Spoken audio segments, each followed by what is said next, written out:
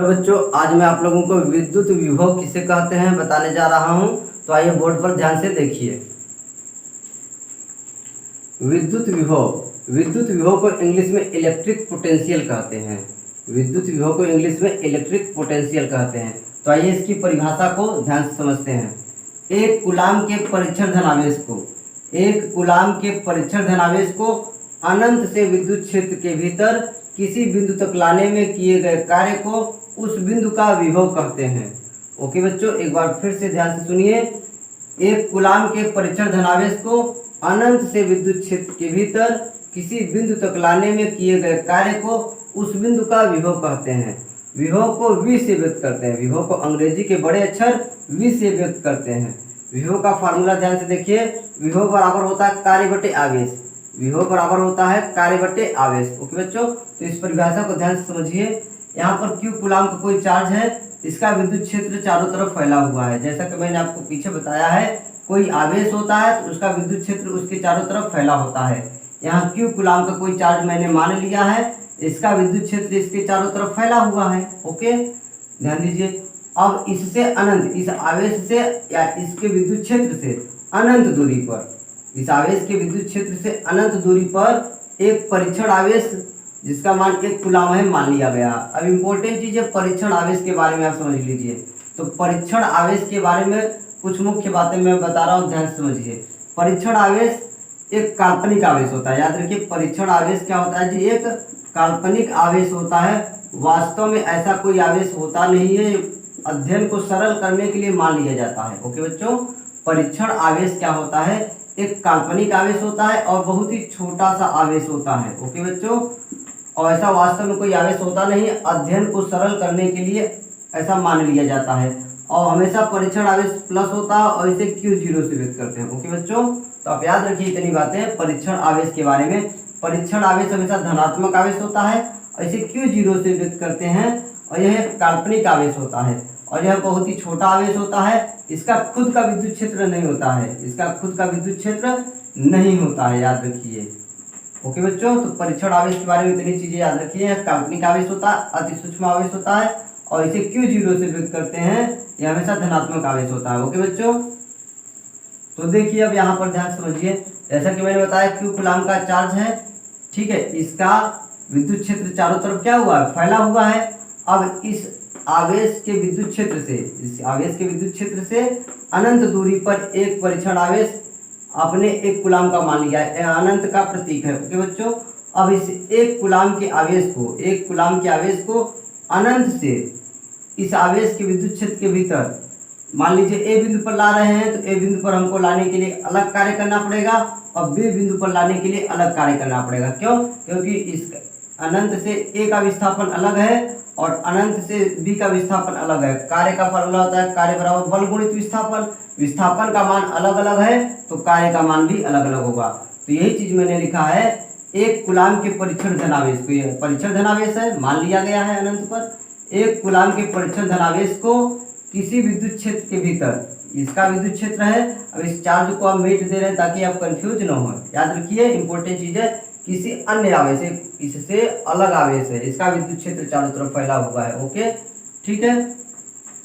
तो 1 कूलाम के परीक्षण धनावेश को किसी विद्युत क्षेत्र के भीतर किसी बिंदु तक लाने में किए गए कार्य को उस बिंदु का विभव कहते हैं। अब इंपॉर्टेंट चीज है, विद्युत क्षेत्र के भीतर अलग अलग बिंदु पर कार्य का मान अलग अलग होता है, इसलिए विभव का मान भी अलग अलग होगा। ओके बच्चों, इसलिए मैंने परिभाषा लिखा है, ठीक है। 1 कूलाम के परीक्षण धनावेश को अनंत से विद्युत क्षेत्र के भीतर किसी बिंदु तक लाने में किए गए कार्य को उस बिंदु का विभव कहते हैं।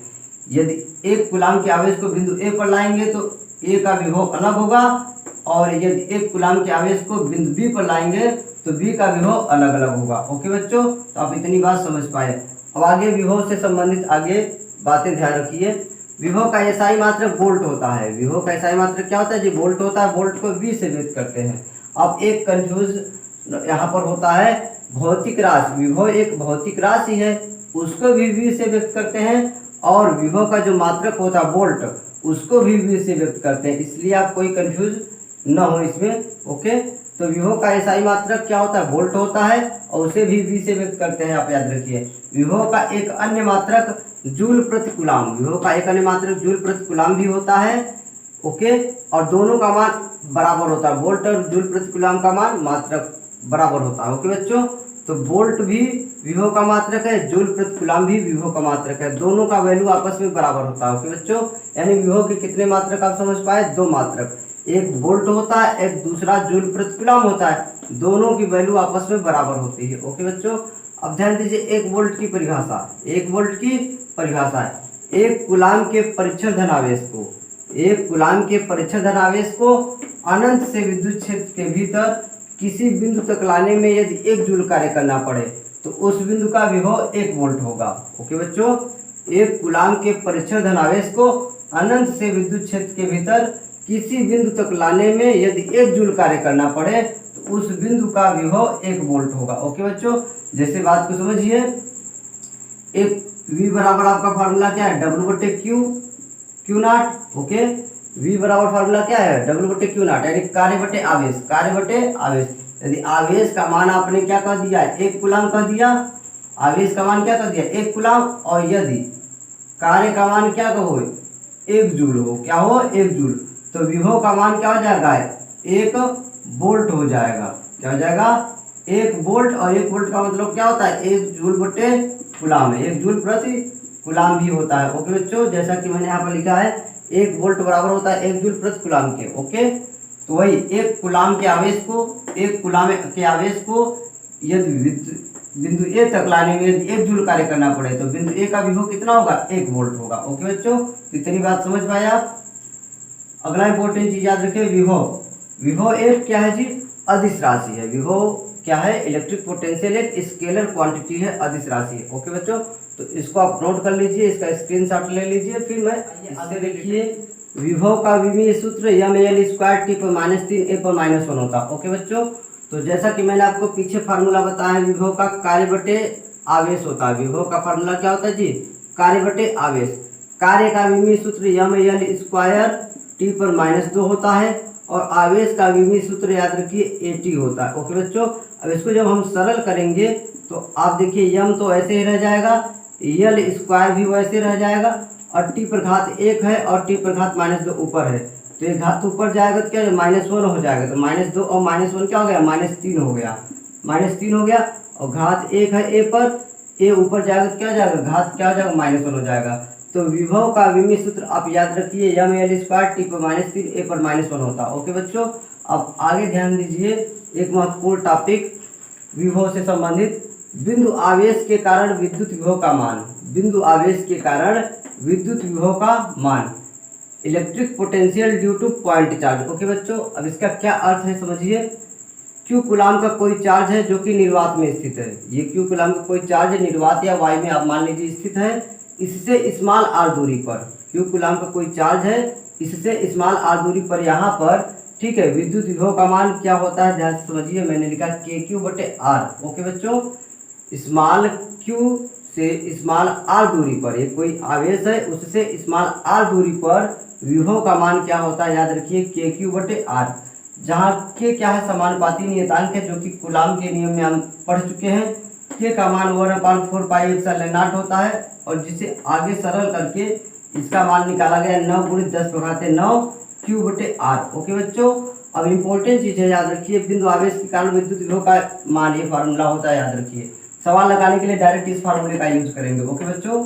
इस फार्मूले का केवल आवेश का मान चाहिए, और हमको क्या चाहिए, दूरी, उस आवेश से उस बिंदु की दूरी। यहाँ इंपॉर्टेंट चीज क्या है, क्यू आवेश है, उससे जितनी दूरी पर विभव का मान निकालना चाहते हैं उस दूरी का मान ये आर है, ओके बच्चों। तो आप इसको नोट कर लीजिए, फिर इससे संबंधित चीजें मैं आपको आगे बता रहा हूँ। मैं आप लोगों को विभवांतर किसे कहते हैं बताने जा रहा हूँ, तो बोर्ड पर ध्यान से देखिए। विभवांतर को इंग्लिश में पोटेंशियल डिफरेंस कहते हैं, विभवांतर को इंग्लिश में पोटेंशियल डिफरेंस कहते हैं। तो आइए इसकी परिभाषा को समझते हैं। एक कूलाम के परीक्षण आवेश को किसी विद्युत क्षेत्र के भीतर एक बिंदु से दूसरे बिंदु तक ले जाने में जितना कार्य करना पड़ता है उसे विभवांतर कहते हैं, ओके बच्चों। तो एक बार फिर से ध्यान से सुनिए, एक कूलाम के परीक्षण आवेश को किसी विद्युत क्षेत्र के भीतर एक बिंदु से दूसरे बिंदु तक ले जाने में जितना कार्य करना पड़ता है उसे विभवांतर कहते हैं। विभवांतर को डेल्टा वी से व्यक्त करते हैं। ये डेल्टा जो त्रिभुज का चिन्ह है इसको डेल्टा पढ़ते हैं। डेल्टा का मतलब होता है अंतर या परिवर्तन। ओके बच्चों, विभवांतर को डेल्टा वी से व्यक्त करते हैं। विभवांतर व विभव दोनों का मात्रक वोल्ट या जूल प्रति कूलम होता है। ओके बच्चों, तो आप याद रखिए विभवांतर और विभव दोनों का मात्रक क्या होता है, वोल्ट और जूल प्रति कूलम होता है, मात्रक सेम है। ओके बच्चों, तो इस परिभाषा को आइए थोड़ा मैं समझाने जा रहा हूँ, ध्यान से समझिए। तो ये जैसे मैंने एक गोला बनाया है, इस गोले के अंदर किसी अन्य आवेश का विद्युत क्षेत्र यहाँ पर फैला हुआ है। जैसे अपने क्यू आवेश मान लिया, इस क्यू का जो विद्युत क्षेत्र इस गोले के अंदर फैला हुआ है, समझ पाइए। अब जैसा कि मैंने आपको बताया है, किसी विद्युत क्षेत्र के भीतर अलग अलग बिंदु का विभव अलग अलग होता है। आप समझ पाइए, इस गोले के अंदर किसी अन्य आवेश का विद्युत क्षेत्र फैला हुआ है। ओके बच्चों, तो ए का विभव अलग होगा, बिंदु बी का विभव अलग होगा। इस विद्युत क्षेत्र के भीतर Q0 चार्ज को यदि बिंदु ए से बिंदु बी तक ले जाने में W जूल कार्य करना पड़े। याद रखिए, इस गोले के अंदर किसी अन्य आवेश का विद्युत क्षेत्र फैला हुआ है और मैंने आपको बताया है कि विद्युत क्षेत्र के भीतर अलग अलग बिंदु का विभव अलग अलग होता है। ए का विभव अलग है, बिंदु बी का विभव अलग है।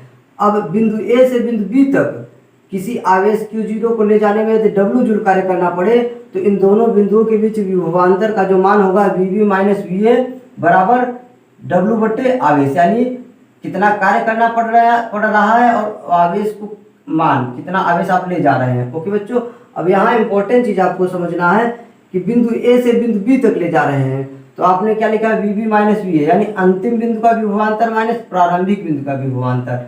विभवांतर आप याद रखिए, हमेशा अंतिम बिंदु का विभवांतर होता है माइनस प्रारंभिक बिंदु का विभवांतर। ओके बच्चों, बिंदु ए से बिंदु बी तक ले जा रहे हैं तो अंतिम बिंदु बी हुआ और प्रारंभिक बिंदु क्या हुआ, ए। ओके, तो आप विभवांतर को याद रखिएगा हमेशा अंतिम विभवांतर माइनस प्रारंभिक। उसी तरीके से जैसे मैं बोल दूं, मान लीजिए बिंदु बी से बिंदु बी सी तक ले जा रहे हैं, बिंदु बी से बिंदु सी तक ले जा रहे हैं, तो विभवांतर का मान होगा VC माइनस VB होगा। ओके बच्चों, और यदि कार्य W करना पड़े और आवेश का मान Q0 है तो आपका ये हो जाएगा। आप याद रखिए विभवांतर के बारे में इंपॉर्टेंट चीज, अंतिम बिंदु का विभवांतर माइनस प्रारंभिक बिंदु का विभवांतर, B से C तक ले जा रहे हैं। ओके बच्चों, B से C तक, तो अंतिम बिंदु का विभवांतर माइनस प्रारंभिक बिंदु का विभवांतर। ओके बच्चों, तो आप इसको नोट कर लीजिए, फिर मैं आपको आगे बता रहा हूं। आप वोल्टमीटर के बारे में आप सोच लीजिए।